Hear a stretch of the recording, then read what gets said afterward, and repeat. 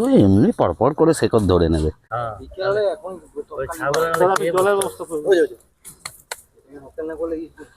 বেশি ডোবা রাখলে জল দাঁড়িয়ে যাবে।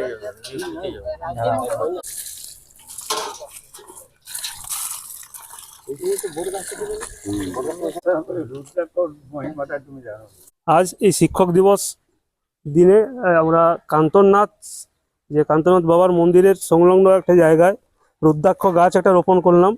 হুগলির শ্রীরামপুর থেকে বিশিষ্ট সমাজসেবী এবং পশুপ্রেমী বন্ধুর হাত সংস্থার প্রতিষ্ঠাতা বৃক্ষপ্রেমী অরিন্দম চক্রবর্তী মহাশয় ওইখান থেকে নিয়ে এসেছেন এবং আমাদের এই মন্দির কর্তৃপক্ষ সবাই মিলে এই গাছটি রোপণ করলাম। তো ভীষণ রকম ভালো লাগছে যে এখানে একটা রুদ্রাক্ষ গাছটা রুদ্রাক্ষ হোক আর যাই হোক একটা সবুজের স্থাপনা